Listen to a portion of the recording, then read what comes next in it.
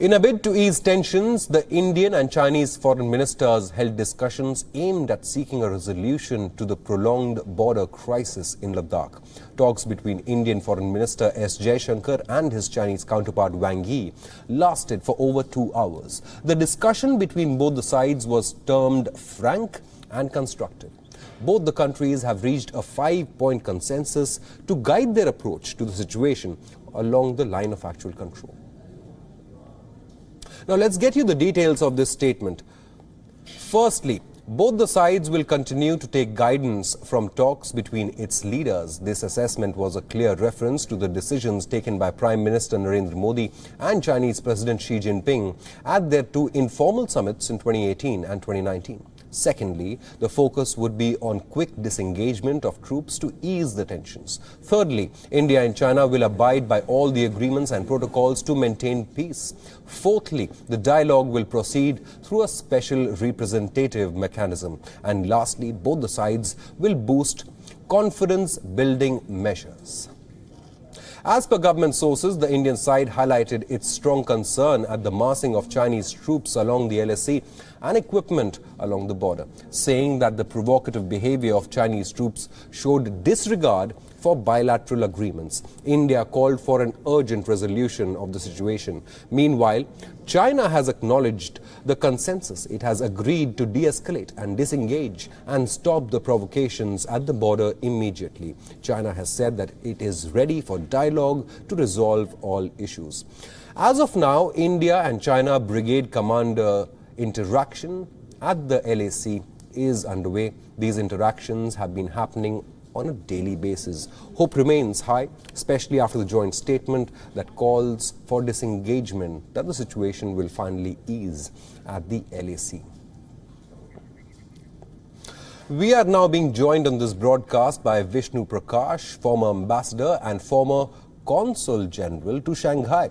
First of all, Ambassador Vishnu, thank you for giving us your time. Welcome to WION. It's a great start that after months of a standoff, a bloody standoff along the LAC, finally the foreign ministers sat down face to face and they have released this joint statement that guides the way forward. But you have an understanding of the Chinese.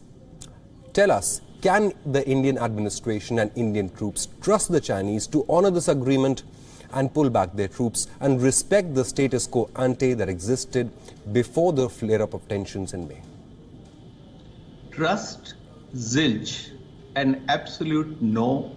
A country which has thrown out of the window all agreements, conventions, CBMs, understandings at the highest level even cannot be trusted. So that is an unequivocal no. About the joint statement, am I hopeful? Yes. Am I optimistic? No. Like I was asking you, sir, can India trust the Chinese to respect the protocols and respect the status quo ante and pull back its troops? Can we expect China to move forward with this agreement, the 5-point statement? Well, there are no 5 points in the joint press release as far as I am concerned. There are 5 sentences or 5 paragraphs. There is only 1 point. And the singular point is that we expect the Chinese, if they are willing to show good faith, to move back to the position that obtained on the 1st of May 2020. In other words, restore status quo ante. And they are not only mum about that, the Chinese foreign minister or the Chinese side has also issued a press release where they have in fact said, and I'm quoting, that India does not consider bilateral relations to be dependent on the settlement of the boundary question, unquote. Now, this is completely at variance with our understanding. And I'm quite confident that no such commitment or idea would have been given to the Chinese side. So, therefore I said I'm not optimistic. And also to add to that point, they have, look at the cost, look at the damage they have inflicted on the ties. 35 years, 40 years of understandings, commitments, agreements, CBMs, 22 rounds of SR talks, 2 informal summits between the prime ministers, everything has been destroyed. Right. They have they have positioned themselves in large numbers along the LOC with a lot of equipment and lethal armament. Now, have they done that just to pull back? I am not so sanguine after the kind of damage that they have inflicted. So I would be keeping my fingers crossed. As a former diplomat, I would very much want to hope. But if I look at it realistically, it does not give me reason for optimism.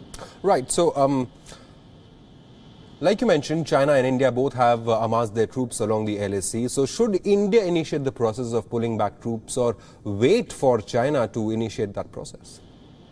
There's a Chinese saying that he who ties the knot unties it.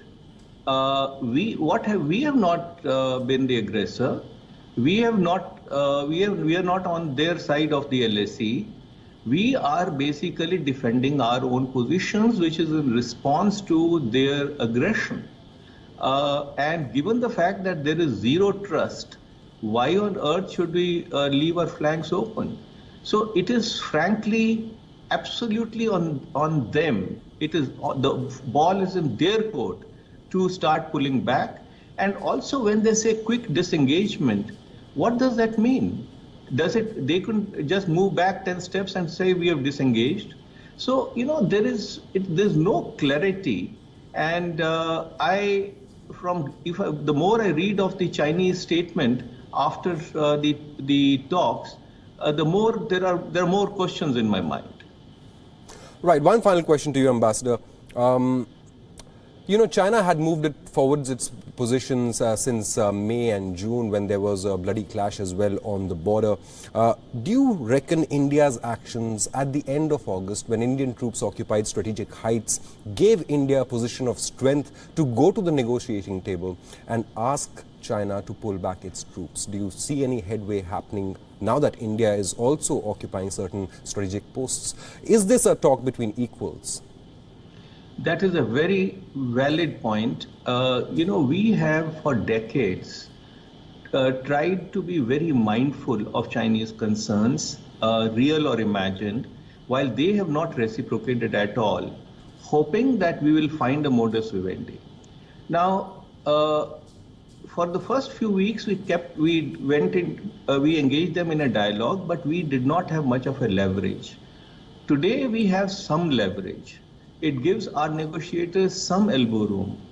And not only on the 29th, 30th, the way we took preemptive action, and we are now in a reasonably good position in southern Pangong Tso area. But if you recall, after the 15th, 16th June attack on Indian troops, we had activated our naval assets, right, which was reported, and one of our warships was in South China Sea. Some others were near the Malacca Straits. So what is the signal we are giving? We are giving the signal that, look, there will be a cost to your perfidy. We will do everything that it takes to expose you. We want to be neighbors. We want to live in peace. But if you choose an aggressive path, we will not be found wanting. Ambassador Vishnu Prakash, former Consul General to Shanghai, thank you so much for joining us on WION.